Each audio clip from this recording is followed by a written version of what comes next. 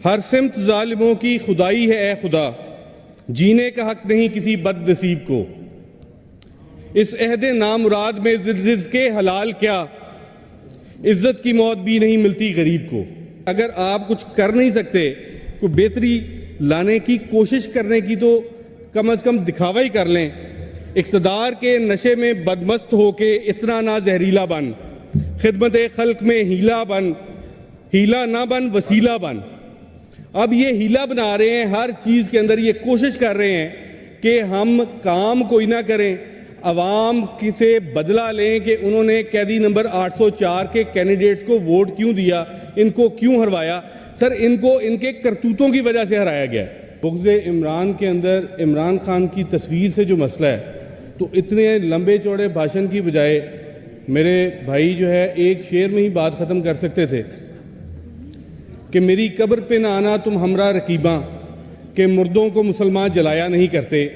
جناب چیئرمین، یہ اقتدار کی کرسی ان کے ضمیر کی، کیونکہ فارم 47 کی پیداوار یہ مسلم لیگ نون یہاں پہ بیٹھی ہے، ان کے ضمیر کی اور ان کے سیاست کی موت واقع ہو چکی ہے اور یہ اپنی قبروں میں بیٹھے ہوئے ہیں۔ اس میں ان کو عمران خان جو ہے اپنا رقیب ہر وقت دکھتا ہے۔ یہ اتنا سا شعر پڑھ دیتے تو شاید یہ مسئلہ بڑی جلدی نبٹ جاتا، اتنی لمبی چوڑی تقریر کی ضرورت نہ پڑتی۔ جناب چیئرمین، آپ ایک سینئر پارلیمنٹیرین ہیں، میں آپ سے صرف اور صرف اس بجٹ کے حوالے سے ایک مختصر چیز سمجھنا چاہوں گا، اور منسٹر صاحب سے بھی، کہ اس ہاؤس کو صرف اور صرف ربر اسٹیمپ کے طور پہ استعمال کیا جا رہا ہے۔ اس بجٹ کا کوئی مقصد مجھے تو سمجھائیے۔ میں نے بڑی کوشش کی جب یہ کتابیں لے کے گئے، پچھلے بجٹ میں بھی اس بجٹ میں بھی، کہ انہیں پڑھوں اور سمجھوں کہ آپ جو ہاؤس سے اپروول لیتے ہیں اس کی سینٹیٹی کیا ہے، اس ہاؤس کی ووٹنگ کا، اس ہاؤس کی رائے کا مقصد کیا ہے۔ میں یہ سمجھنے سے قاصر ہوں کہ اتنی بڑی فوج جو یہاں پہ بیٹھی ہے، جو بابو یہاں پہ بیٹھ کے بجٹ بناتے ہیں، یہ 3 مہینے کا بجٹ بھی ٹھیک طریقے سے نہیں بنا سکے۔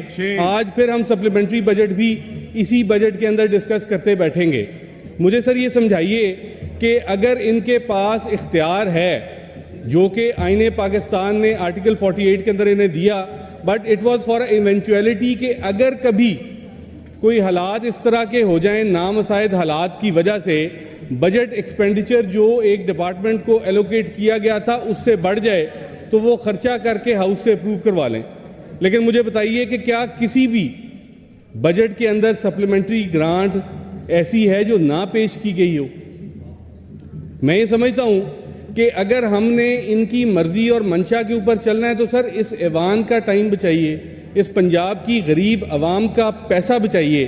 آپ مجھے بتائیے کہ جو اعزازیہ جو یہاں پہ ہم لوگوں کو آپ TADA دیتے ہیں، جو ہم بجٹ الاؤنس ہم لیتے ہیں، پنجاب اسمبلی کے ملازمین لیتے ہیں، سر یہ ٹوٹل سم اپ کریں تو یہ رفلی اراؤنڈ، اگر یہ اس اجلاس کو آپ صرف اور صرف دنوں پہ کیلکولیٹ کیجئے گا تو یہ 70 سے 72 کروڑ روپیہ بنتا ہے۔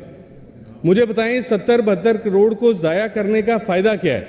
کیونکہ انہوں نے خرچہ تو پھر اگلے سال جب ہم بجٹ کے اندر بیٹھیں گے، اگر یہ برسر اقتدار ہوئے تو پھر انہوں نے یہی کام کرنا ہے۔ ایک سپلیمنٹری گرانٹ اگلے سال بھی لے کے آئیں گے کہ جو ہم نے پیسہ رکھا تھا وہ ناکافی تھا، اس حد کے اندر ہم نے یہ خرچے دوبارہ کر لیے۔ جناب چیئرمین، دوسری چیز یہاں پہ اگر ہم ڈپارٹمنٹ وائز جائیں، بلکہ پہلے سب سے پہلے جو منیمم ویج وزیر خزانہ صاحب نے اپنی بجٹ سپیچ کے اندر بتائی کہ 37,000 روپیہ مختص کی جا رہی ہے۔ آپ ذی شعور آدمی ہیں، آپ سینئر پارلیمنٹیرین ہیں، اپنے ایمان سے بتائیے گا کیا 37,000 میں کسی گھر کا جس کے 4 افراد ہوں اس کا بجٹ بن سکتا ہے؟ سر آپ صرف اپنے سرکاری اعداد و شمار کے اوپر رہیے۔ یہ درجہ 4 تک کے ملازم کی تنخواہ کے اندر جو آپ نے ہاؤس رینٹ کی مد میں 2,000 روپیہ رکھا ہوا ہے، اسی طریقے سے باقی ہیڈز بھی آپ نے ڈیوائیڈ کیے ہوئے ہیں۔ آپ مجھے اپنے ایمان سے بتائیے سر ہم کون سی دنیا میں رہتے ہیں؟ 2000 میں لاہور شہر چھوڑ کے پورے پاکستان میں مجھے کوئی شہر بتائیے جہاں پہ گھر یا کمرہ کرائے پہ مل سکتا ہو۔ ایٹ لیسٹ اگر انہوں نے یہ تکلف کرنا تھا، فائنانس ڈپارٹمنٹ کو اچھا خاصا فنڈ دیا گیا صرف یہ بجٹ تیار کرنے کے لیے، تو ایٹ لیسٹ اس کو ریشنلائز کر لیتے سر، مارکیٹ چیک کر لیتے، سروے کر لیتے، کیونکہ ان بابوؤں کو اور ان برسر اقتدار لوگوں کو سر گھر سے نکلنے کی فرصت نہیں ہے, بند کمروں میں بیٹھ کے فیصلے نہ صادر فرمائی جائیں. یہ 60,000 روپیہ بھی ہو بیسک پے تو سر یہ تھوڑی ہے, یہاں پہ لوگوں کا گزارا بہت مشکل سے ہوگا. اسی کے اوپر سر ایک شعر پڑھنا چاہوں گا کیونکہ بھٹی صاحب نے بڑے اچھے یہاں پہ اشعار سنائے ہمیں. ہر سمت ظالموں کی خدائی ہے اے خدا, جینے کا حق نہیں کسی بد نصیب کو.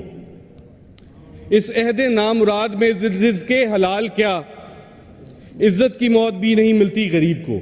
اگر آپ کچھ کر نہیں سکتے, کوئی بہتری لانے کی کوشش کرنے کی تو کم از کم دکھاوا ہی کر لیں. اقتدار کے نشے میں بدمست ہو کے اتنا نہ زہریلا بن, خدمت خلق میں ہیلا بن, ہیلا نہ بن وسیلہ بن. اب یہ ہیلا بنا رہے ہیں, ہر چیز کے اندر یہ کوشش کر رہے ہیں کہ ہم کام کوئی نہ کریں, عوام سے بدلہ لیں کہ انہوں نے قیدی نمبر 804 کے کینڈیڈیٹس کو ووٹ کیوں دیا, ان کو کیوں ہروایا. سر ان کو ان کے کرتوتوں کی وجہ سے ہرایا گیا. اگر انہوں نے کوئی ایک کام ٹھیک طریقے سے کیا ہوتا تو لوگ ان کو بھی ووٹ دیتے. جناب چیئرمین, ان کا حال وہ ہے کہ ایک شہر کے اندر لوگوں نے فیصلہ کیا کہ جو شخص پہلا شہر میں انٹر ہوگا اس کو ہم مسند اقتدار پہ بٹھا دیں گے. وہ جیسے ہی بندہ آیا اس نے موڈے تے انہیں سر پرنا رکھیا سی, اندر وڑیا جا کے انہوں نے اقتدار تے بات تا. سر ہفتہ 10 دن انہیں چنگی لٹ پائی, جو کچھ لب سکتا سی اجاڑدا رہا. الٹیمیٹلی جنگ لگ گئی. انہوں جیڑا آ کے پوچھے کہ سر جنگ لگ گئی ہے ہن بادشاہ سلامت ساڈے لیے کی حکم ہے, وہ کہن تسی روٹی لیاؤ. جدوں قلعہ فتح ہو گیا, شہر اجڑ گیا, تے انہوں پھر پوچھا کہ جی ہن کی کرنا, انہوں نے کہا جی میرا پرنا دیو میں واپس چلاں جتوں آیا تھا.